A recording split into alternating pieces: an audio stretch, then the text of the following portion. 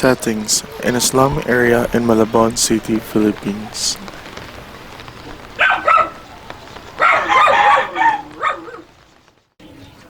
Nanay Cristina was born and raised in this place. She is 46 years old and a mother of 4.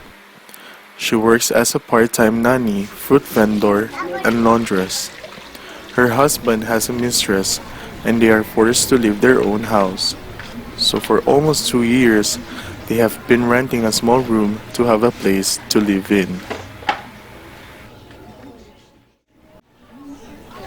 Ako si Cristina, 4 ang anak ko. Ang panganay ko ay 16 years old. Nag-aaral siya sa pampublikong paralan, grade 11 na po siya. Ngayon po, yung pangalawa po, grade 7, 13 gulang.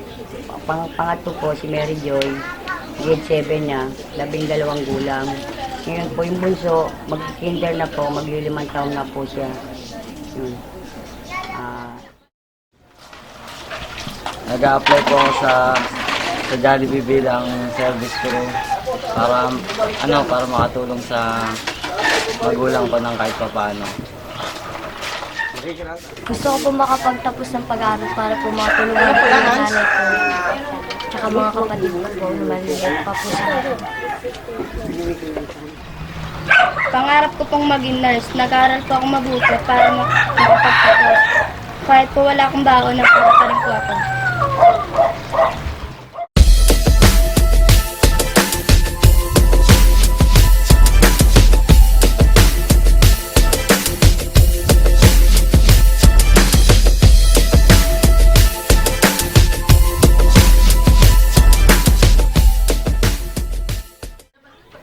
Nagtitinda ako ng mangga, tapos nag-aalaga ako ng bata araw-araw. Tapos sa umaga, dinadala. Tapos sa gabi, alas 6 ng gabi, kinukuha na sa akin ng magulang. Ang sahod ko naman dito sa isang araw, 100. So yung Sabado ko kinukuha yung sahod ko rito. Lingguhan bale ang aking sahod. Kaya ako nagtitinda-tinda ako ng mangga. Araw-araw yan. Magkano naman po kinikita niyo na? Ito, sa 5 kilo, kinikita rin ako minsan 50. Huwag lang maubos ang. Kasi dito, alam mo naman, yung soda na. Mga 50 siguro sa 5 kilo. Dito po ako nakatira sa malapit dito kasi po 1-2 ang bayad namin kasi libre po ang kuryente kasi po illegal. Saka ang tubig, binabayaran namin per timba, 3 asang timba kaya yun lang binabayaran namin sa araw-araw. Inalayas kami ng mga anak ko ng aking asawa. Kaya mag-isa ko tinataguyod ang aking pamilya. Bakit naman po kayo pinalayas? Dahil nga po sa nakakita siya ng ipapayad sa akin ng ibang babae. Kaya yun na yung pinatira niya sa bahay namin. Kaya kami nang pinalayas. Ngayon, silang dalawa na nakatira sa bahay namin. Kaya ngayon nangungupahan na kami ngayon. Gano'ng katagal na po kayo nang Mga 1 taon na po mayigit. Tinatagod ko ngayon anak ko. Ngayon, mangga, palipas na. Kaya hanap naman ako ng pagkakataan. Kaya naghanap ako ng pagkakataan na mag-alaga ng bata. Kaya ngayon may alaga akong bata, isang araw.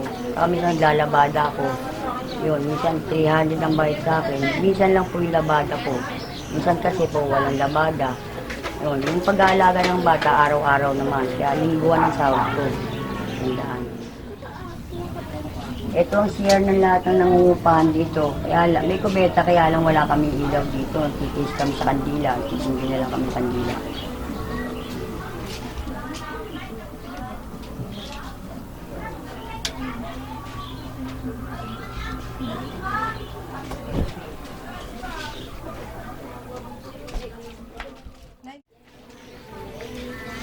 ilang beses po kayo kumakain sa isang araw na? Minsan po, 2 beses na lang. Bumibili kami ng kalating kilong bigas.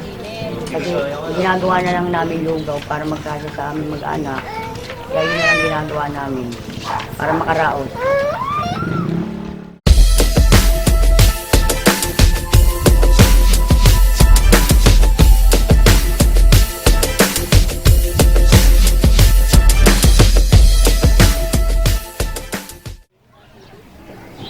Sapat naman po ba yung kinikita niyo po? Kung tutuusin, hindi sapat kasi bali 3 yung pinag-aaral ko, high school na lahat. Kaya minsan yung iba hindi pumapasok sa araw-araw. Kung halimbawa isang beses, yung isa lang makakapasok, yung isa hindi. Minsan dalawa, yung isa hindi. Baka hindi para pare-pareho ang pasok ng mga anak ko. Salitan po. Kalitan po nangyayari. Kasi nga dahil nga sa kakulangan ng kita ko, kasi po sa 100 wala na po para magkasa sa araw-araw. Kaya minsan luto na lang talaga nakakain namin. Yan, si Aldi yung panganay ko, baka pagintayin ko na yung grade 11 kong anak kasi baka mahirapan na ako sa mga projects niya. Kasi welding ang kinukuha niya. Ito nga, maya-maya, maglalabada na ako para pambukas na pambangon at pangkain ng mga anak ko. Hindi ko na alam kung ano na gagawin ko sa sarili ko. Pagod na rin ako eh. Nga pala, gusto ko rin palang mag-abroad, kaya lang hindi ko rin kaya kasi malaki ang placement fee lalo na sa Saudi. Ang trabaho ko sana doon, DH, gusto ko magkaroon ng punan, kaya lang hindi ko malaman kung saan ako kukuha. Parang suntok sa buwan kung saan kukuha yung kabubuhay namin. Kaya ano lang gagawin ko, kaya gusto ko sana magkaroon ng kahit konting negosyo man lamang para sa aking mga anak. Sa asawa ko, wala na talaga akong maasahan kasi nagsasama na sila, ilang taon na rin, malapit na mag-2 taon, wala na kami. Kaya wala na akong pag-asa para sa mga anak ko, asawa ko, wala na talaga. Hindi na para magkabalik lang kasi kami. Sana magkaroon ng magandang buhay, kinabukasan ng mga anak ko para naman sa magiging bukas nila. Hindi sila matulad sa mga sa aming walang pinag-aralan. Gusto ko makatapos sila ng pag-aaral. Ano po ba natapos na Nay? High school graduate lang po ako eh. Kaya wala rin dati, wala rin permanente trabaho yung mga ganun. Ngayon, tinan mo, maaga rin kasi ako nag-asawa eh, kaya yung marami na rin nag-anak.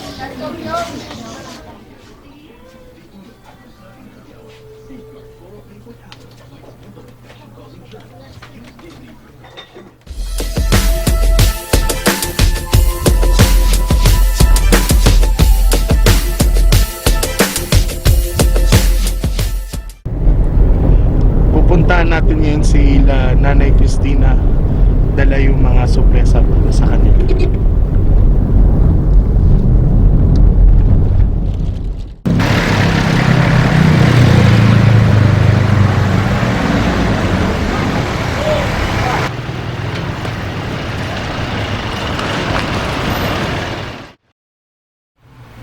Ito yung tinutuloyan nila Nanay.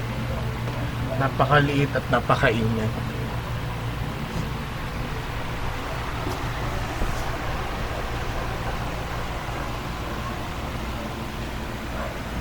This space also serves as their dining area.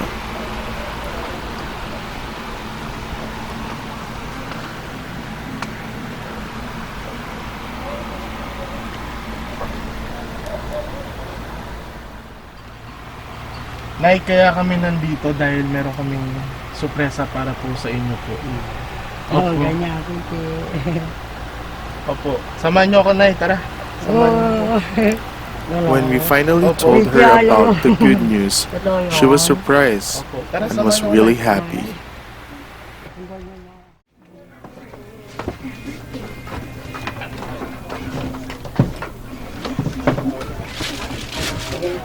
Let's go.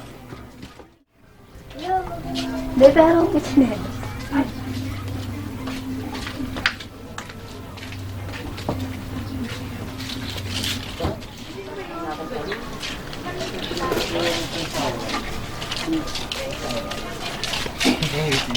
Surprise. Na cash na pwede nyo gamitin sa pangkabuhayan or pwede nyo rin gamitin sa pang-araw-araw. Salamat. Thank you din, Sir Mark at si Ma'am Rhea sa bigyan niyang pampunan sa amin. Ipatataguin ko itong pampunan para sa aking mga anak.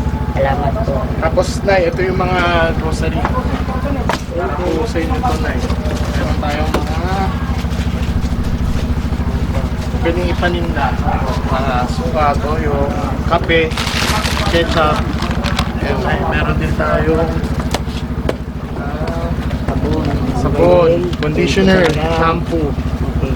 Yan. Tapos toothpaste. Laking tulong to po. Meron ding bigas, Nay. May bigas po. Opo, Nay, may bigas. Noodles, itlog. Laking tulong na po yan po. Sukan. At Araw-araw. meron din tayong mga delata. Hindi na kami ng lugaw-lugaw ba. Meron pa po Mga dilata. delata at mga pansit po. Pansit po ulit. At meron din pong biskuit. Yan, pwede nyo yan. Pangtindan. Opo.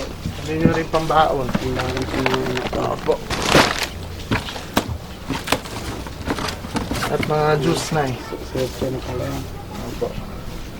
Thank you po, Masaya ba kayo, Sir Ma'am? Mark? Oh, masayang-masaya. Salamat. Maraming salamat kay Sir Mark at Ma'am Rhea sa mga itinulong niyo sa amin. Malaking bagay po ito. Saka itong cash po. Thank you po. Sana pagpalain kayo ng Diyos.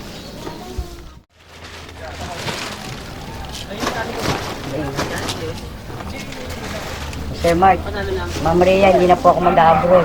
Nagtitinda-tindahan na lang po ako dito. Thank you po sa lahat. Thank you. Ano ba?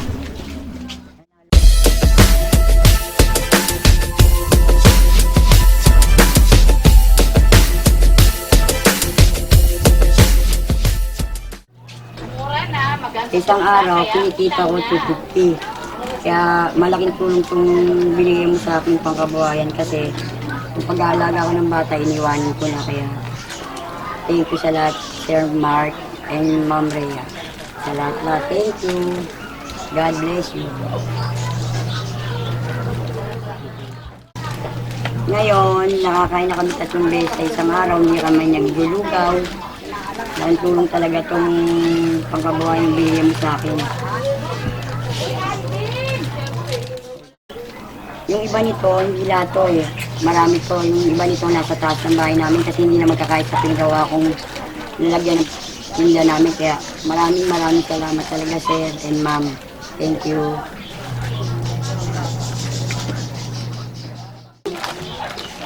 The cash that was given to them by Sir Mark and Ma'am Rhea will be used by her children for school.